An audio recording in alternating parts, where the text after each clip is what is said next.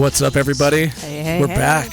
We are. It's weird. It just keeps happening every week. I don't know why. Sunday comes around every week, man. I know. I guess it does, yeah. I mean, you listened last week, hopefully, and you're here again. My name is Wade. If you don't know, I'm here with Laura. Hi. Hey, how have you been? I'm good. Good. And I'm here with Kurt. Yeah. We're here with Kurt. Yeah. Kurt's here with us. VP of Sound. VP of Sound. Yeah. We know. And we have a great guest today, a longtime friend of mine. We've had so many experiences together, dude. I'm sure there's some stories that are gonna happen. They're gonna make me embarrassed. I cannot wait. Mr. Tony Baca. Hey, thank you very much for having me on. It's an absolute pleasure. Yeah. Oh, you know what? The weather's warming up outside. Mm-hmm. I think we got through the longest spring we've had in a long time. Yeah, definitely. Ready for some Is the flooding over time. with? Do you know? I haven't heard anything about it. It has to be because there's no snow melt. I mean, it's all done, right? There's still some snow up there. There's a surplus of sandbags somewhere. Yes, That's is. true. In case we need to Just make trenches case. or something. I don't know. Fortify some locations. So across the street from the studio, like I talked about this a long time ago, but there used to be a Macy's there. And I loved it because it was so great. Even though Macy's was kind of like a bodega of grocery stores, I guess. They closed down, and I thought for sure, being at the top of the hill right there, they were going to build condos. No, they're not. They're actually opening one of those kids' play areas. Oh, great. Oh, no. Like, why did they close? I like kids, but nice. They better sell eggs, because I'm going to have to jump over there, like get some oregano or something. Yeah. It's just funny. I thought for sure with the way the valley's going that there would be luxury apartments there. Probably, yeah. They're everywhere. Yeah. Oh, yeah. Dense housing is like the thing now. Mm-hmm. Like we moved out. We're like 24 miles You're west pretty west, yeah. of Salt Lake proper. And at the time we got our house, it was like 10 years ago. There was nothing there. Our joke was everything is a half hour away. Yeah. That was the joke. And It's not really a freeway out west either. But we are surrounded now by high density housing. They're putting up a Home Depot nearby. And No of course, kidding. Well, I rolled my eyes. Oh man, it's going to cause more traffic. Like I'm 39 going on 65. And my missus is just, "Oh no, that's great. I can just run down there when you need to get something." You mean run down there when you need to get something to put me to work in the backyard or whatever it is. So now I hate it twice as much after that assertion. Yeah. Hey, I just picked up this new front door, Tony. Yeah. Damn it. Not going to put up itself. Yeah. Man, we have like so much history. Yeah, Like, we met when I was a sophomore in high school. Mm-hmm. That's before I played the drums, I think, because I didn't play until like junior year. As far as your drumming history goes, I never really played. I don't know. Yeah, I don't know when the fountain was that made you choose that and when, but I do remember like. Programming, like at the time, HTML and CSS, like you were the only one in our entire school who knew what those acronyms were. Like that's what I remembered about you in the very, very beginning times. It was like, oh my gosh, this is our quote unquote, this is our computer guy. I mean, this is our nerd. This is our nerd. Yeah, before being a nerd was right. cool. Yeah. Well, it's super cool. Yeah, somebody needs to pay you reparations for all the bullshit you had to go through during Still waiting high for school. that check. But yeah, we met sophomore year of high school, and here's the thing: like we weren't even.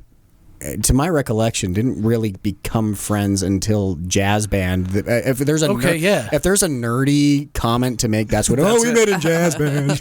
Yeah. Now I remember that. That's totally true.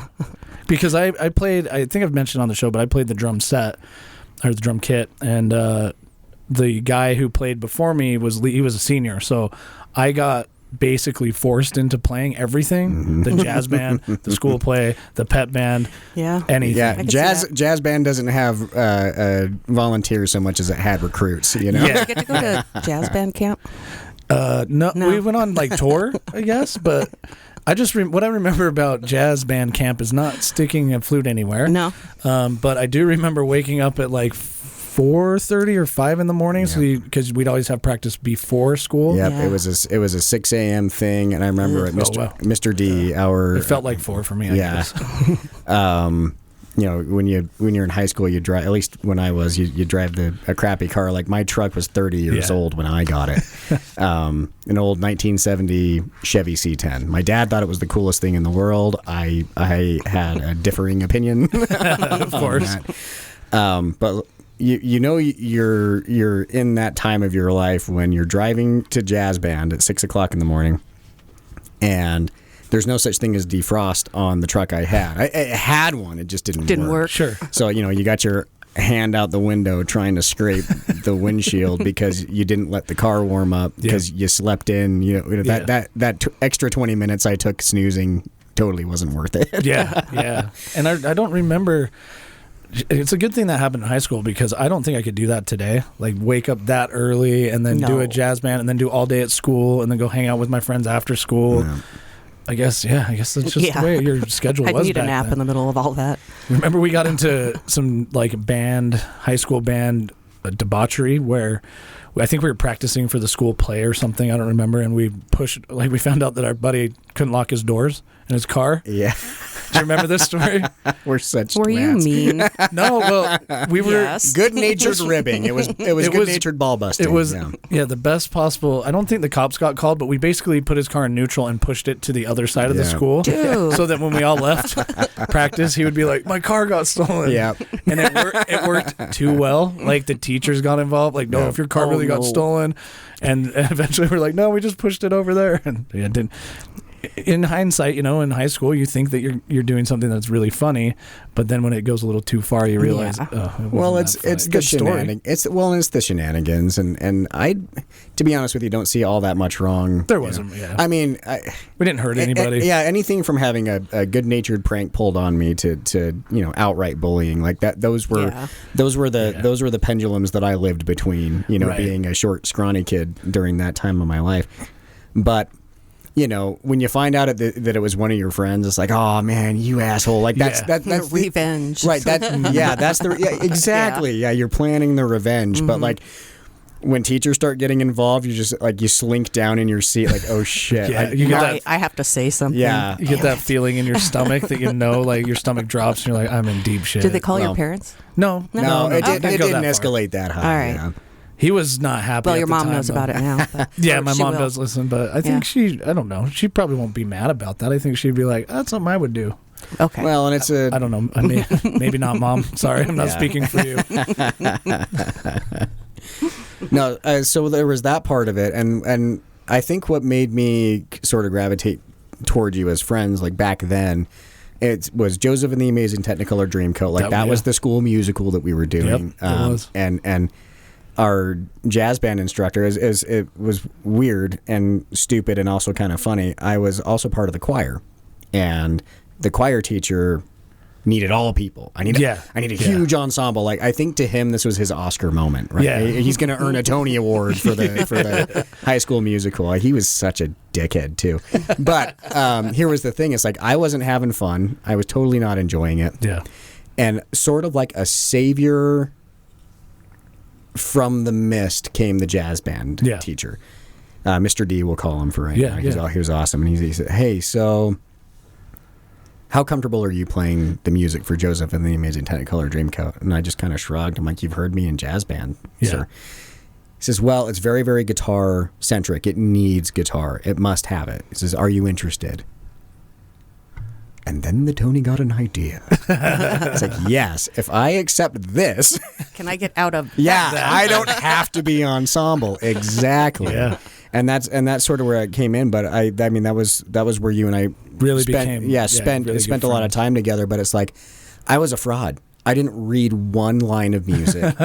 The kid next to me had to teach me what the chords were. And then, he gave me this, because this is before the internet was viable. So he gives me this crumpled piece of paper. Hey, here's some chords. Yeah. You can learn these. And I muddled my way through it. That was it. And the thing is, for those who don't know, James, or you're not James, you're Wade. I am Wade. I'm so sorry. You're good. Hell of a timekeeper. There are drummers out there that are great at ornamentation, and they're very, very technical based players that can do polyrhythms and all that other rubbish. But what Wade Lassen was to me the entire time was the best timekeeper. It's a human metronome. Yeah, Wade was our metronome, and it's just and that extended into our band days. But it's just okay, if I listen to this guy hit his tom or his snare this many times, I switched to this chord. This is what happened. This was my experience playing it. And so it's like I came to rely on you even before we were friends, just from your drumming. So that's awesome, man. That is an awesome story. Yeah, I think that the high school musical was like the time we spent the most together. And honestly, back then, I think everybody was kind of a fraud. Maybe not everybody, but I mean, I could read drum music, but there were definitely times that I was like, I don't want to read it. I just want to listen and play. And that got me in trouble. Like in jazz band, we went on a tour, and I had a drum solo in that, and I just kept drum soloing when the rest of the jazz band came back in, but I knew what time signature we in, so I came back at the right time. So nobody else probably noticed, but definitely our teacher was like, "You son of a bitch." Well, to be fair though, that was his fault, because if memory serves, not that long before it, as we were preparing for this tour, you were a little timid on the soloing. Yeah, 100%. And finally, like, Mr. D just stops us. Wade, hit the lights, hit the ceiling, hit something. Like he was really spurring you on. So I think that's his own damn fault. Yeah, maybe you're right. I'm like, I'll just hit everything. And when you solo, it's really weird, at least for me in my head, because I'm trying to keep up with the music that I have in front of me and making sure that I'm in the right place while each one of my limbs is doing a different thing. Yeah. And then when you give me creative freedom, now I'm not following the sheet anymore. It's just blank bars on a piece of paper. There's like 27 of them. I don't know how long that is. I'm just going to do something until everybody else comes back in. Oh, I was hoping somebody else was tapping their foot. You know? Where's my timekeeper? Yeah, exactly. We need a metronome for the metronome. And we on that note, like I remember playing at a special needs hospital, something like that. And what I liked about Mr. D is, like, he was all about the performance opportunities. Mm-hmm. He wanted us to play in front of people. And that was super. I think that's super important to how both you and I developed over time, is that me being kind of pushed to do this performance when I wasn't confident enough really helps me right now, like with the podcast. That's a teacher's job, you know? Man. Yeah, he was. I remember going back to Mr. D after we had graduated, like a couple years. I think you were with me, or maybe we both went back separately, but it was a couple years after I graduated. I just went back to thank him. Like, thank you for pushing me so hard, because pep band, like, I was always performing in front of people. Yeah. And it kind of get used to that, you know? It'd be funny, because I imagine how that visit would go with me right now, because one thing that I remember just vividly during one of that special needs hospital visit we played for, it's like, all right, I was like, something like hit the lights or something. I don't even remember. Some insert generic jazz band song here.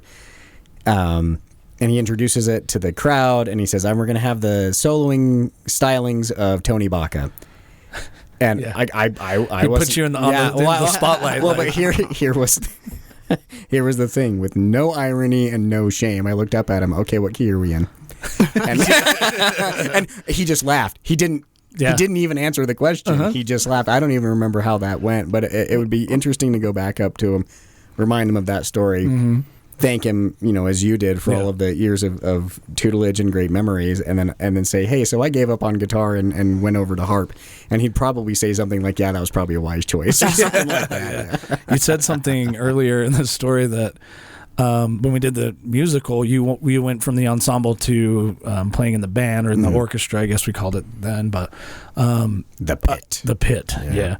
One thing that I was always jealous of is, while I was playing the drum set, is watching the stage crew run around. And that's why I'm like so happy to have Kurt here, because you did that, and like, I was always like, dude, they're the people that are the coolest. They're like fixing lights. Like, dude gets to climb up in the ceiling.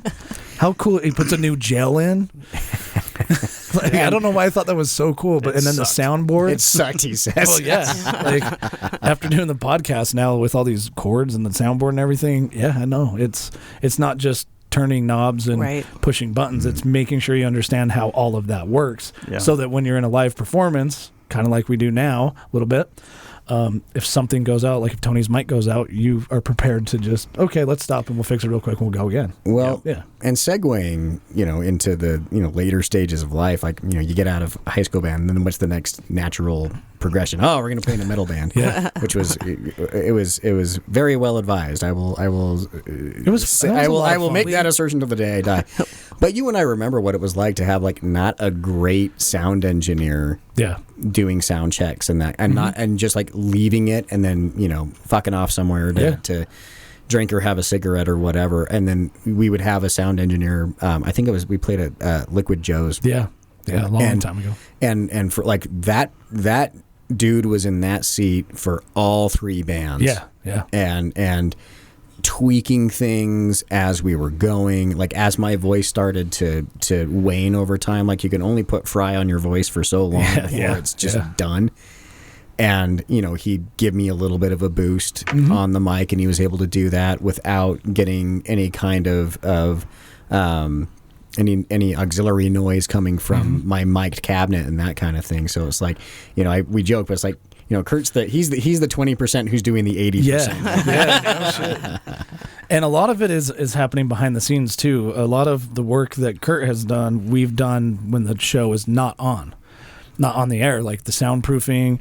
Kurt and I think you and I have sat down in the studio a number of times just to mess around with things. Like we sat down here to figure out the limiter, the headphone amp, like how do we get phone calls working? How do we just coming up with these ideas? And then a lot of that is like, maybe we'll never use it, but at least we're prepared. Yeah.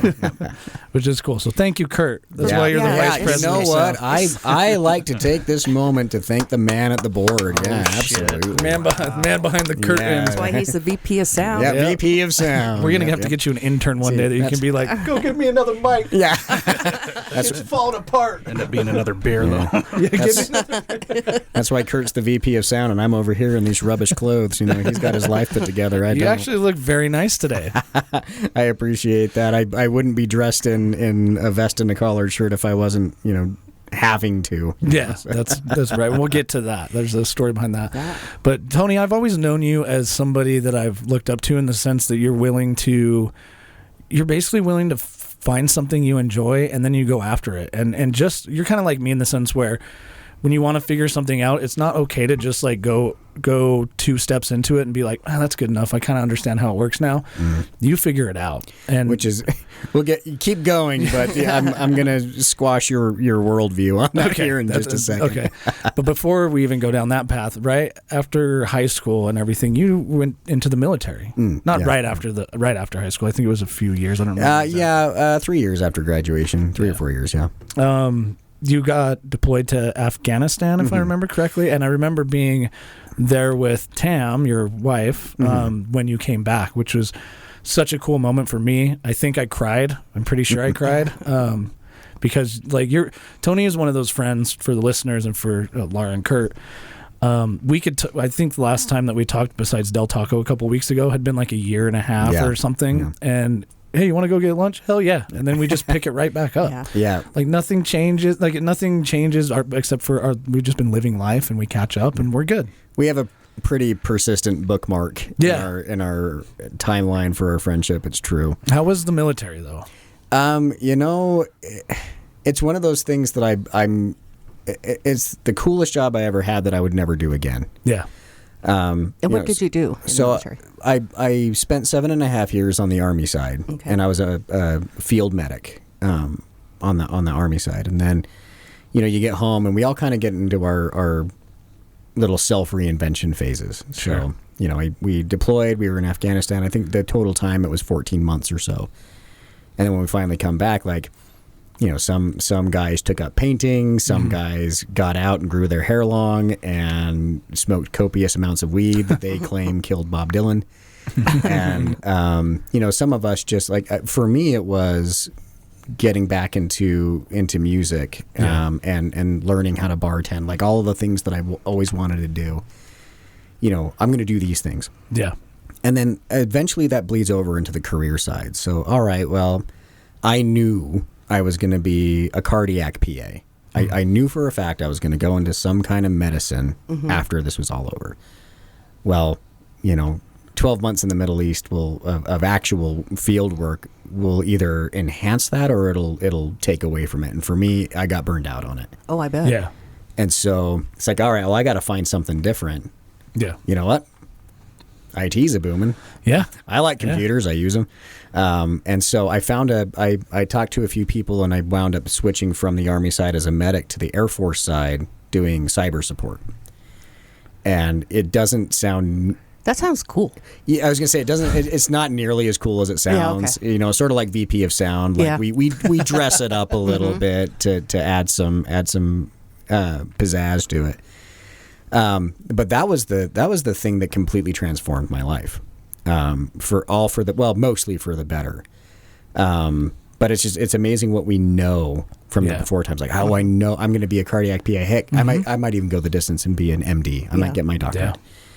And you know, with the ebb and flow of life and all of that fun stuff. All right, well, I'll finish out on the Air Force side, doing cyber support.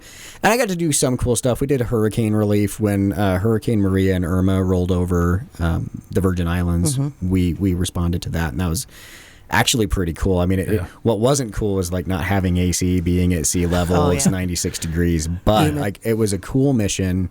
You're surrounded by ocean. Yeah, it's beautiful there, and really, we got very few chances, but we did get some chances to go out and actually have FaceTime with the people who actually lived there. Yeah. It seems like everything that was on the news was like, oh, you know, a cruise ship's been beached for 30 days. Oh, boo fucking who. Yeah. Like there are people who live here and they're in like. Could you imagine that? Yeah, Having their your whole churches were livelihood, decimated. Yeah, everything gone. Exactly. And we would get to have a little bit of FaceTime. I mean, this was comms, so we're usually like behind the curtain. Yeah. We're hanging out with people like Kurt. That's what our job was. But that was the biggest and best part of it.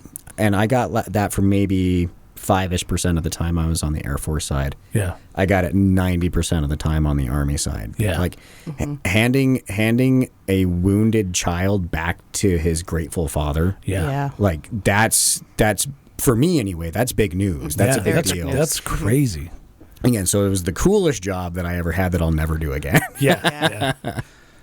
And I mean, I remember when I got the word that you were coming back, like you got to be there. And then, which was a weird experience because I've never welcomed any soldier back home or anything like that. I remember we have something special. I like that. We've got many things that are special. This was very special, but go into this area and then park and then you're inside the hangar and that's got to be the airplane, you know, and fly in and then see you getting off the airplane. I would be a liar if when you left I didn't think what everybody else thought, which is there's a high chance that you're not coming back ever again. It's hard not to let your mind go there. Yeah. It's true. Sure. And of course you're going there, so in your mind you're going to do everything in your power to make sure you're safe and come back. Do everything you can, but to everybody else it's kind of like, damn, I hope I see him again. He's pretty cool. I will fight anyone on this. I think it's worse to be the one who's left home. I could see it is to be the one who's going. Because, you're right. As we were leaving, I mean, everybody was a little bit worried. Again, it's that uncomfortable truth that no one's talking about. Like, we're all... Yeah, I don't think I ever told you I was worried. I was like, go get him, man. Hell yeah. And then I'd go home and be like, fuck, that's going to suck. Well, it was kind of funny. Like, we do things for levity. And medics, we kind of famously have a fucked up sense of humor. And we were finally flying out of... So you go to what we call pre-mob, and it's just to make sure everyone's got their shots, make sure everyone's got their equipment, and then you can actually go and do your job. And we were finally done with pre-mob. We get onto a C-130 that's bound now, like next stop, the Middle East. Yeah, so on your way, how long was that flight? Yeah, how long was it? I don't even remember. What'd you think about that time? A lot, probably. I've heard they're not the most comfortable aircraft to fly in. But here was the thing. Again, it's weird. It's the most frantic and bored you've ever been. Yeah. But eventually, when you're done being nervous about it, you're just so tired, and so sleep just kind of, at least for me, it came kind of naturally. Yeah. But it was funny. We have everything loaded up on the bird to include pallet after pallet of all of our gear, everything. Like, all right, everybody, find a seat, and by seat we mean like a little piece of hammock on the stitched to the side of the plane. Yeah. Get yourself clicked in, and they were going over all the procedures. All right, well, the tail's going to come up. We're going to take off. If you feel movement, it's evasive, yada yada yada. Yeah. Basically, making an excuse for them being drunk at the wheel. And or are there any questions? And I couldn't help myself. Just, yeah, I need to talk to my recruiter, and it was what I had said. But the thing is, like, that's what came out of my mouth. But on the inside, my heart's pounding, and it's like, what have I gotten myself into? But the thing is, once you get there, when you know what tomorrow looks like, and the next day, it's easy to just focus on your job. I'm focusing on the 98%. Yeah, I'm worried about the 2%, but it's still just 2%. When you're at home and you care about somebody who's gone, like, to you it's 100% because it's a fear not based in its likelihood, but how awful it would be if it came to fruition. Especially when you're missing somebody, it's like, and there's no communication. I mean, there's like, I'm sure there's some communication, but you just don't know what's going on. Yeah. And you want to know. Yeah, that was the one and only time I had a Facebook account. I divorced it when I got home because I'm not a huge fan of social media. But that was a great way to keep tabs on people. But when we were at the main hospital, it's like I could talk to my wife like every other day if I wanted to. Oh, cool. But the thing is that almost made it worse. And in fact, she and I had a little conversation. I said, so does it feel like talking almost every day is making things drag? Yeah. She's like, I didn't want to say anything because I was worried it would hurt your feelings. It's like, no. I was like, how about this? Let's go a week. And if I go outside the wire or something, I'll let you know, just so you know. That means you're leaving the base or the green zone, right? Sorry, I'm getting out of an established perimeter area. Yeah. Maybe it's a base, maybe it's a post, and you're out in, quote unquote, the wild. Usually, it's getting from base to base. Like for a medic like me, we were spread really thin. Yeah, and so it's like, all right, we need more medics at this post. We need more medics at that post. And that taught me a very valuable lesson. Don't, under any circumstances, be good at your job. Because if you're good at your job, you're going to be the one who's asked to go. Yeah. Going, yep. And it's like, I was fine to be, we called them FOBITs. So FOB stands for Forward Operating Base. Yeah. And there are plenty of soldiers that just spend all of their time inside the wire. And that doesn't bug me. I don't, you didn't go on a real deployment. Like, that's not me. Yeah. I was quite happy to be a FOBIT. Yeah. And it just, that wasn't in the cards for a guy who's good at suturing and good at using needles. Yeah. So. What's the quote? The only reward for good work and hard work is more work. Yeah, exactly. Yep. And then right after you mentioned being in the metal band, so you came back, and then I think it wasn't too long after that we started doing the metal band thing. Yeah. And that's one of the times that lives rent free in my noggin for years to come, because I think that was the maximum of putting ourselves out there, and actually trying to become proficient at our instruments, all the rest of it. Our bass player had a head in the clouds and stars in his eyes, and that's okay though. Well, here's the thing: like, that was motivating. Like, there are plenty of shows you and I played that I regret, and it's like, oh man, that was a train wreck. Yeah. But it's like, wouldn't have done it if he had, guys, I booked us a gig, and it's like, okay, I hope it's a year from now. It's next weekend. All right. Well, dude, how long is our set? An hour. We've got like 30 minutes worth of stuff. Yeah. So we had good friends too that would support it and come out, and family members would come out. It was definitely a fun time. But like you mentioned before the show, we kind of saw the writing on the walls, and it was cool. But I think being like a rock star is enticing to a lot of people. We're gonna be famous. Yeah, we're gonna be exactly. famous. No, we're not. We can't wait to sign all those autographs, sign people's butt cheeks and stuff. But I would then you wind realize, up with all the dad bods. Like, that would be my demographic. Yo, sign my gut. Yeah, exactly. Tony Buck, I love you, man. And as friends and family, we love y'all, but I don't want to come weekly. Yeah, and we found that lesson out the hard way too. Is that I remember that it's like, let's try doing a show and I think the owner of Club Vegas at the time approached us because we hadn't done a show in a while, and we booked at Club Vegas, and we sold a ton of tickets just to friends because we hadn't played in forever. Right.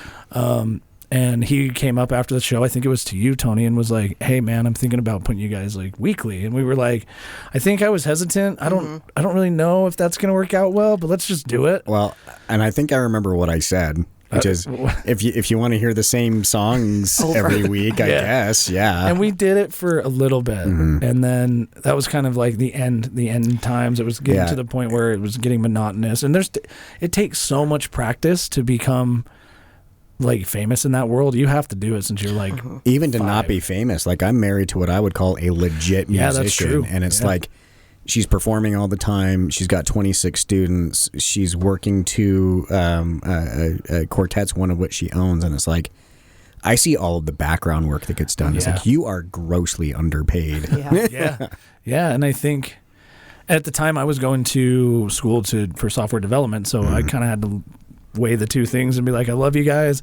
The band is cool, but I think I'm going to move on to my career and let's jam sometime. Heavy metal to harp. How does that happen? Oh yeah, Yeah. Yeah. Let's take a break. Well, I was just going to say, if we're worried about that, yeah, absolutely. Well, we can save that for the segue if we want. It depends on your schedule. Honestly. Not, man. I'm happy to chill and talk for a while. So. Cool. Let's take a break then, and then we'll get back into that.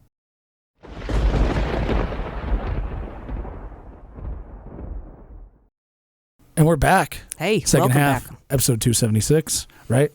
Yes. Well, for some reason, when I said it, I immediately thought it was wrong. Maybe because I'm usually wrong with it. Sometimes you are. Hey, sometimes you're if right. 276 is wrong, I don't want to be right. Fair.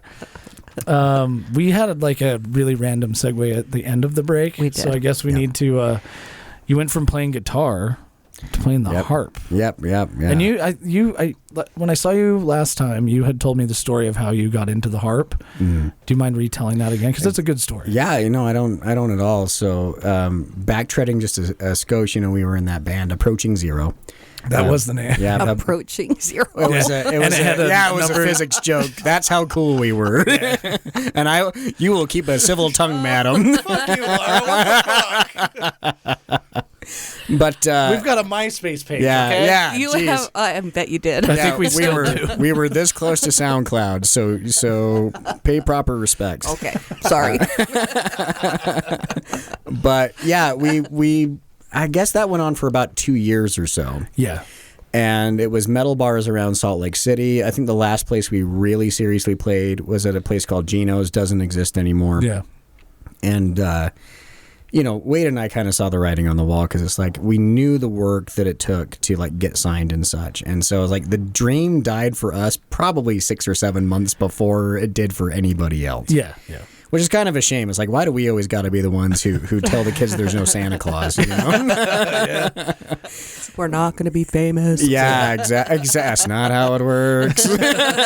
Sounds cool, but it doesn't work that way. But at the end of that, like, music's always played a part in my life, so I never stopped playing. I think for a while there, I was part of a comedy duo. We called ourselves Kupla, which is Gaelic for twins. Okay.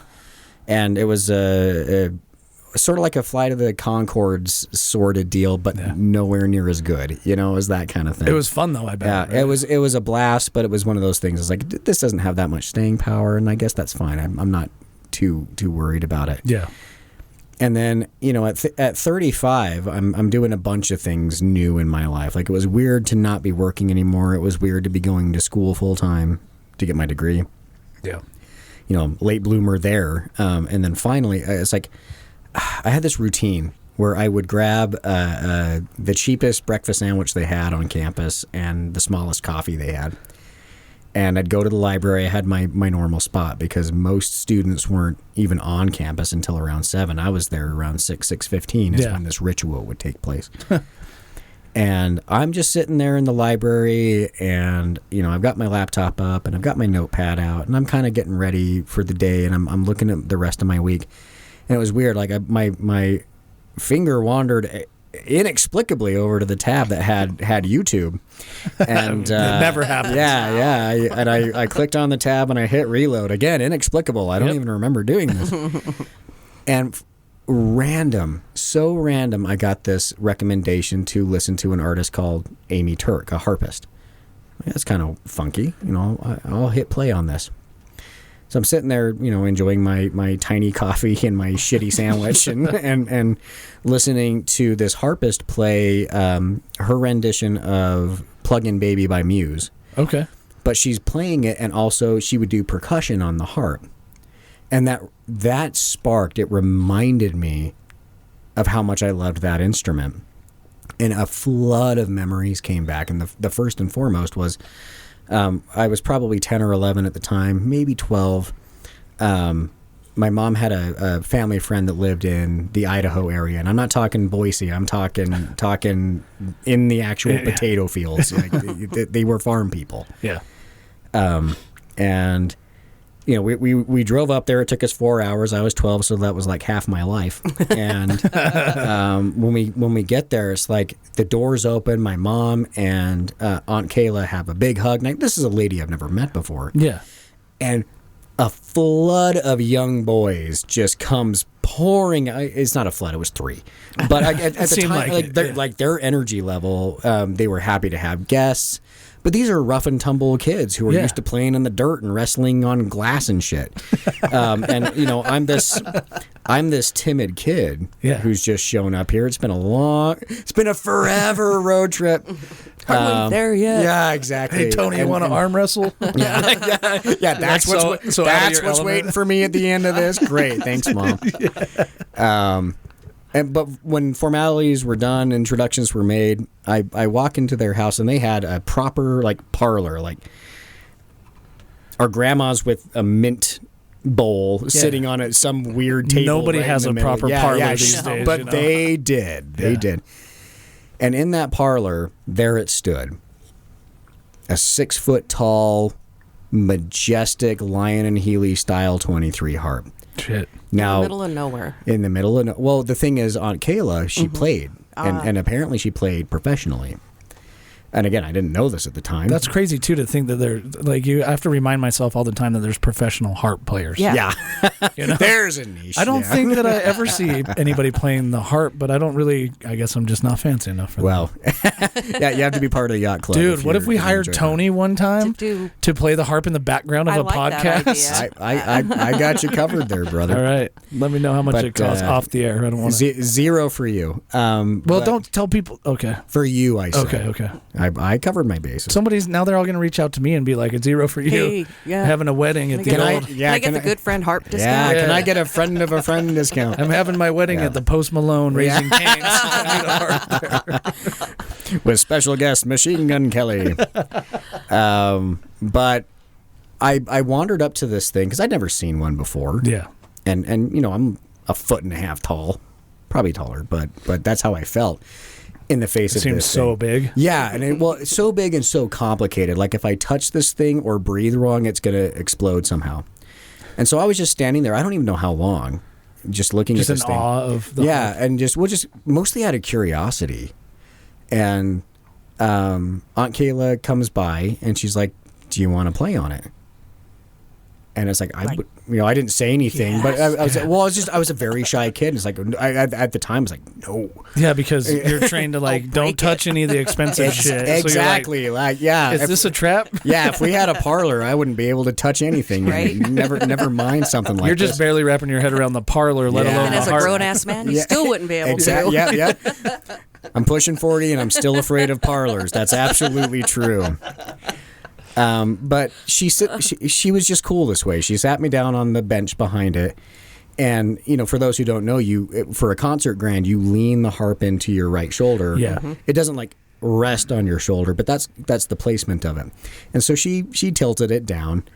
And again, my 12-year-old brain blew up because it's like, we're not supposed to tilt anything in my house. This is how things start to break. Right. Yeah, This exactly. is the first step to break something. And so she let me pluck a couple of clumsy notes out on it. She's like, "Will you come down and you play it whenever you want?" Oh man. And I probably would walk by it and hit a string or something like that. Nothing huge. But when we left, I was like, I always remembered that harp. Yeah. And how cool it was and feeling the vibration of it, when Kayla was awesome, she'd hit the really deep strings because I couldn't reach them. My arms are 3 inches long. She was making that impact on you as a young as a child. Exactly. Yeah. And I think it's just because she was cool like that, Yeah.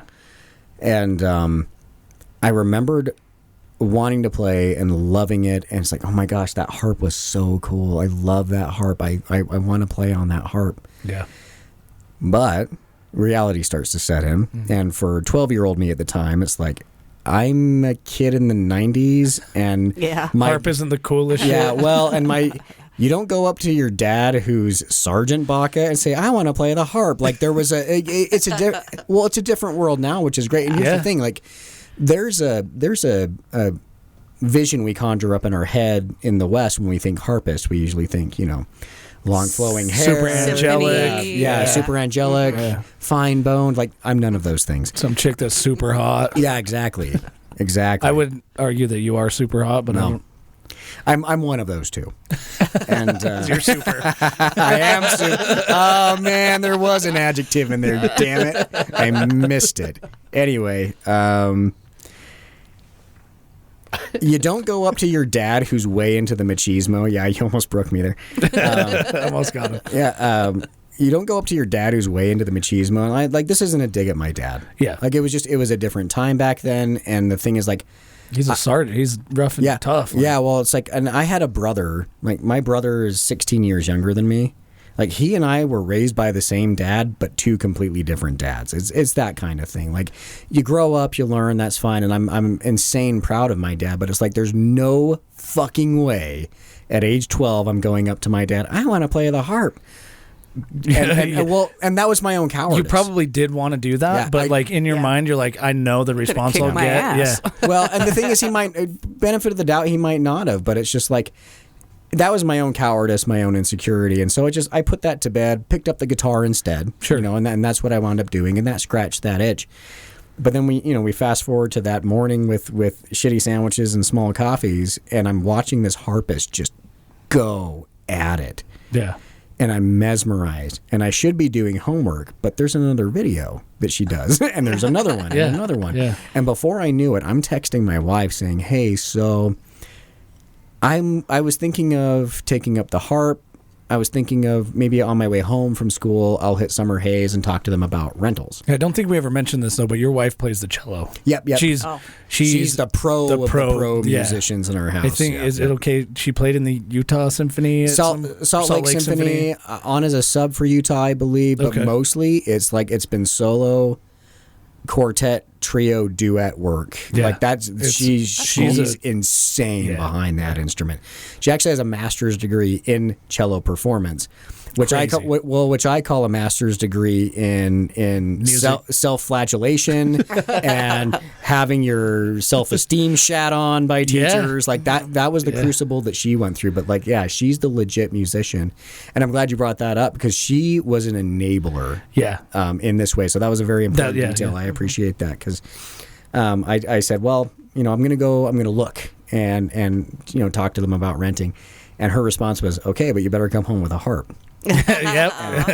I'm in my mid 30s at the time. I'm 35, and I even on the way to Summer Haze, I felt silly. Yeah. It's like what the hell am I doing? Like this is just dumb. Because society's built up that really I'm gonna go rent a harp in my mid 30s. I should have shit figured out by now. I didn't even know you could rent a harp. So there you go. I don't know. But we're lucky that way in Utah. Mm-hmm. We Summer Haze actually has an extensive collection and a salesperson who actually knows what the hell they're talking about. Yeah. So I get there and I've never played a note on my own other than the 25 plus years behind me. Over in Idaho, middle of nowhere, Idaho, and I said, okay, well, let's talk rentals. What do you think you'd like? If you think you're going to go concert, eventually, you might want this rental here, this little lever harp here. That it's $5,000, but it's the rental is this much. And so I did. I wound up renting it. It's like, okay, I'll try this out for a year and see how well that works. Yeah, and it was so surreal because they had to deliver it. It didn't fit in the back of the Mini. Shocking, I know. Yeah. And on my way home, I'm still thinking, I am going to regret this. This is stupid. Kind of second guessing yourself. Yeah, I embarrassed for future me almost is kind of what that was. Yeah. And I get home and the harp shows up 3 or 4 hours later. We I get it set up and I had already procured a teacher by then. This is all the groundwork I had done. And I chewed through the first book of technique in a year or so. Oh, wow, a year. I thought you were going to say much less time than that for some reason. Yeah. Well, a year is considered pretty brisk. Okay. For new instrument, especially for an adult student. But my teacher's like, oh, you're going through this really fast. And she leveled with me. She says, hey, so you're probably going to outgrow this student harp soon. Yeah. Like, you might be able to get through book 2 with it, but there's some impossible pieces once we get to books 3, 4, and 5. Yeah. You should probably start thinking about getting into what we call a pedal harp. Like, great job for her. Yeah. You know, Oh, you might. Oh, my to just level with you and be like, hey, you're going to outgrow this if you're really into it. Shout out to Dr. Boscovich. She's freaking awesome. So what's a pedal harp? So the way that the harp is constructed, so mine, for example, it's got 47 strings, but it's all repeating notes. So A, B, C, D, E, F, G, A, B, C, D, E, F, G, going up the scale. But we don't have black keys like you would see on a piano. On a piano, right? We don't have flats and sharps that are built in.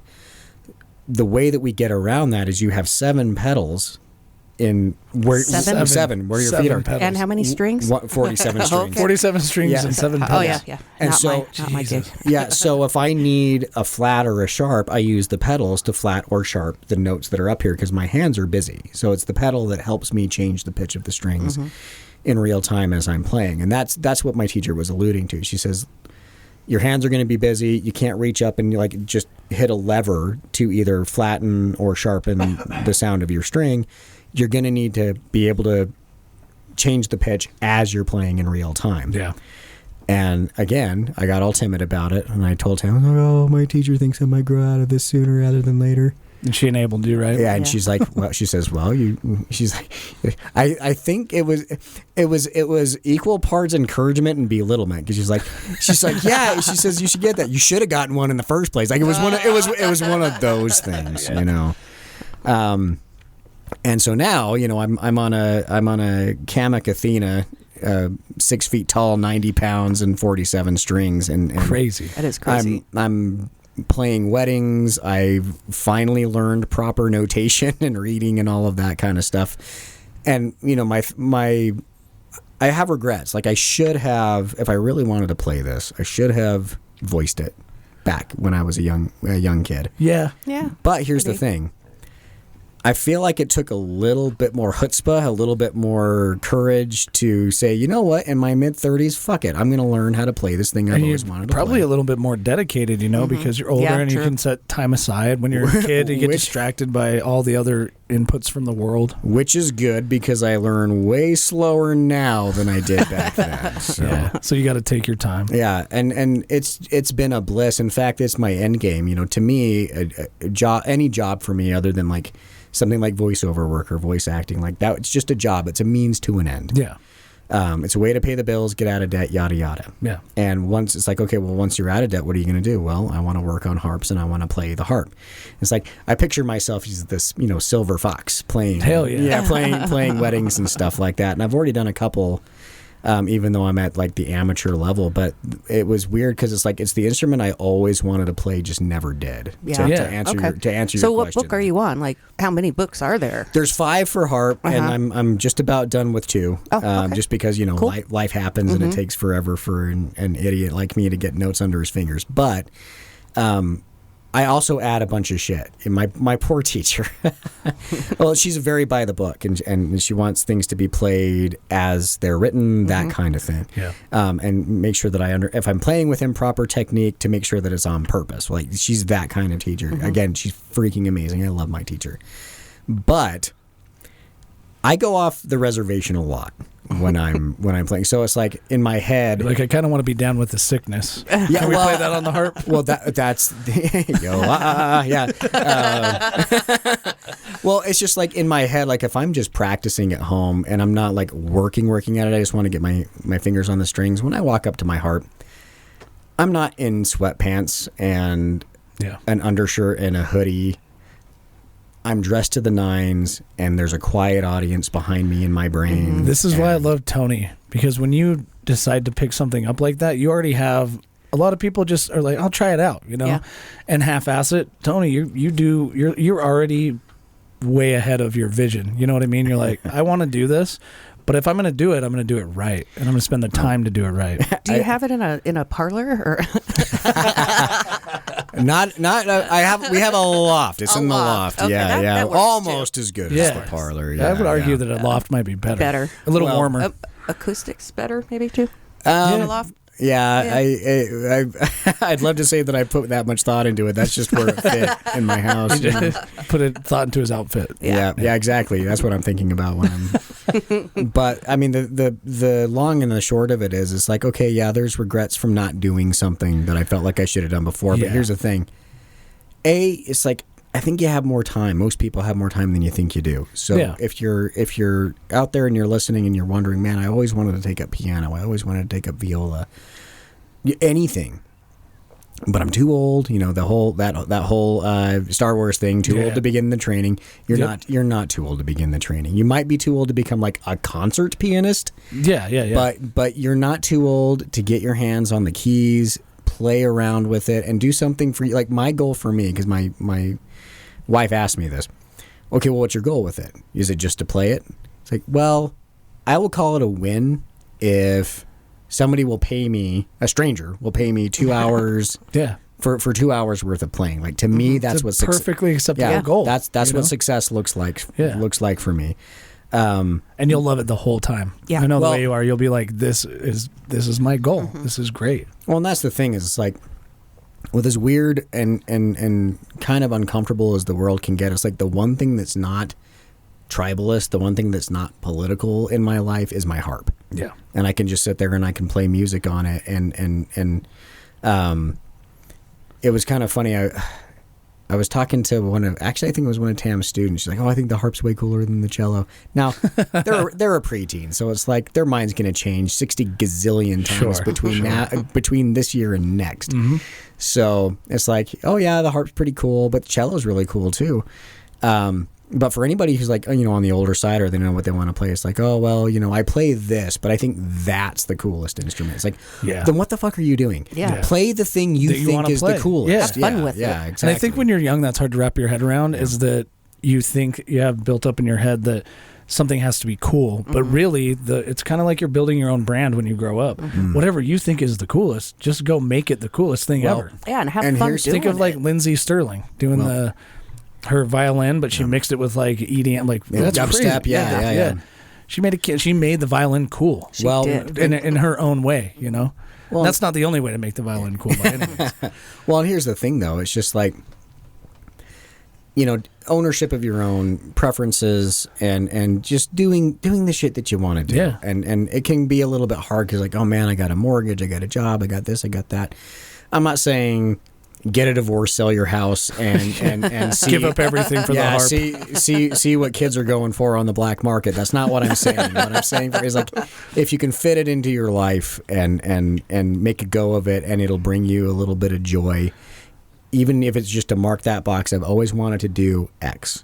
Yeah. Go do X. One thing that you've surprised me with too, I don't remember, I think it was after we had the band, or maybe even during being in a band. You always enjoyed doing stage performance, like plays and things like that. You've always kind of just done those like community play things. Yeah. Been embroiled in community theater for a long time as well. In fact, I caught a show up in Layton last night at the On Point Performing Arts Center. My brother actually directed it. And it's the abridged works of William Shakespeare, and I'm a huge fan of Shakespeare's stuff. And it was hilarity. It was 97 minutes of pure goddamn unadulterated joy, irreverent joy.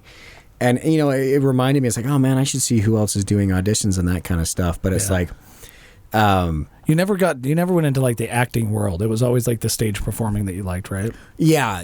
And that actually wound up being a bit of a help, because it's like, I had done probably 4 or 5 shows before I did what I would call like the big creative thing with voice, which was I got the chance to voice Audrey 2 in Little Shop of Horrors. Yeah.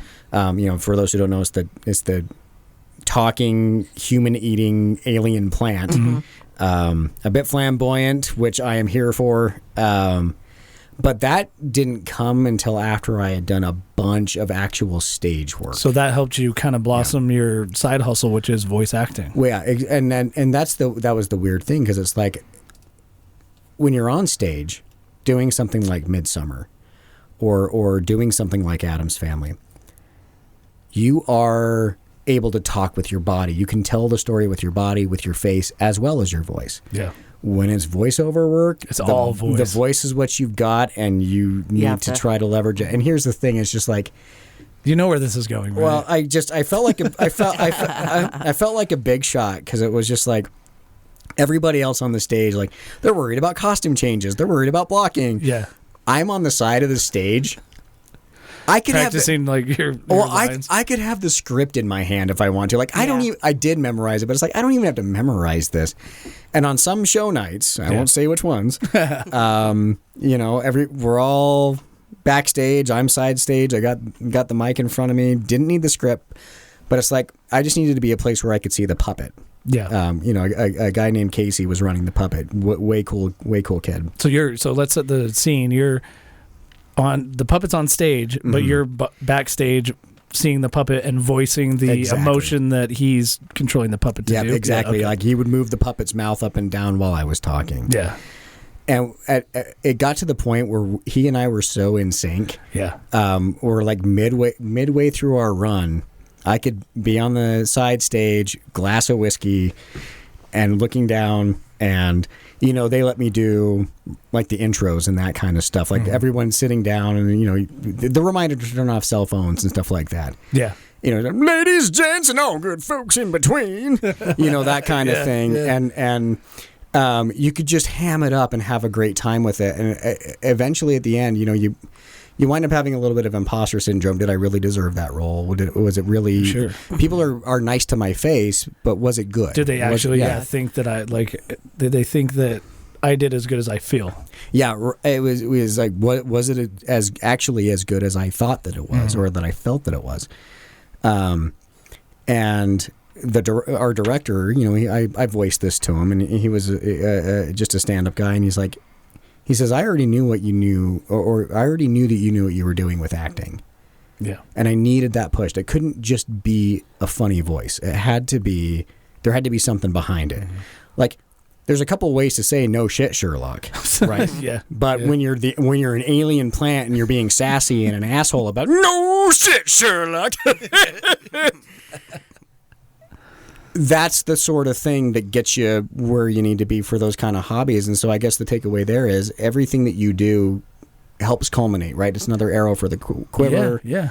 That sort of thing. But man alive, I got the weirdest / best compliment probably ever. I don't think this will ever be topped, because it was one of those theater productions where once everything's done, all the actors come out. And you greet the fans as they leave to go to their cars. Yeah. Now I'm just dressed all in black, and like most of them didn't know. Yeah, because you're who the hell is this guy? Yeah. And I mean, this lady, she couldn't have been any younger than like 70. It's this bitty, adorable lady comes up to me, and what did you do? And I said, I was the voice of the plant. It wasn't ever Audrey 2, because people don't read that in the playbill. It's just I was the voice of the plant, and she gave me a hug, and she shakes my hand. She's like, I thought you were black. And it's just like that may be the weirdest and best compliment I've ever gotten. That's hilarious. But it's like I knew what she meant, because it's like I didn't sound in real life the way that the character did. Yeah, completely that's changed funny. your voice to act that part. Mm-hmm. Well, it is like it's acting in a different way. But have you ever done anything animated? No, well, I mean, other than that, no. I got you that. kind of voice Family Guy stuff. This is a surprise. Oh, is it? Yeah. Oh, you're such a dick. We totally missed the chip thing too. Fuck. We did. Missed our chip thing. The chip thing. Yeah, we were supposed to try chips. No big deal. Oh yeah, I remember that. That's fine. You know what? You got to save something for the next time. That's true. Yeah, there's plenty. But we've got way too much to talk about. I guess we need to quit being such good friends. Yeah, right. You did I remember telling Laura, or I think it might have been both of you, Like Tony's the guy that you'd go to like a party with when you were deep into voice acting, and it'd be like, dude, you got to do the voice, and it never got annoying because you're pretty good at it. Telling me that, yeah. It's like, you have like, I could do this impression, and then you're like, nah, let's not do that again. But you were the guy that was always like, do it again. Yeah, it works. It works really well. Well, it helps if you have a drunk audience. Good news, everyone. Wade's ready with the ham-fried rice. Dude, The secret is you have to feed the hiccups until they mature into liver failure. it's so good. It's so good. Well, hey, thank you so much for coming out and spending your Sunday it's with been us. fun. Yeah, you're going to go. We didn't even get into a lot of things. I went off on too many tangents. That's you guys okay. couldn't control me. I apologize. We'll just have to have you come back. We will. Maybe come back with Tam, and then we can talk You to can her listen, about listen to the real musician. Actually, we'll just have Tam on the show. Yeah, You play yeah, the harp yeah, in the yeah. background. Oh, I like that Exactly. too. And then she just critiques you the Yeah. whole hour. That didn't sound like Flat. the right Boom! Harp even in tune. Yeah, your own spouse heckling you. That's just I the like entire that. show. I like Yeah. All right. Well, usually I'll say this has been your weekly insult, but can you do it as like Bender? Can you just say this has been your weekly insult? Bender's the one Is it the voice hard I've one? never What about been Stewie? able to do. Well, Stewie, he's a little bit tough for me to do, but this has been your weekly insult. We've had Wade as the host. We've had the lovely Laura as the host, and, well, I don't know who that gentleman is over there. Thank you, man. That was fun. Yeah. You're better at it than you give yourself credit. It's bad. It's a series of bad impressions. That'll be my legacy. We didn't even let you warm your voice up.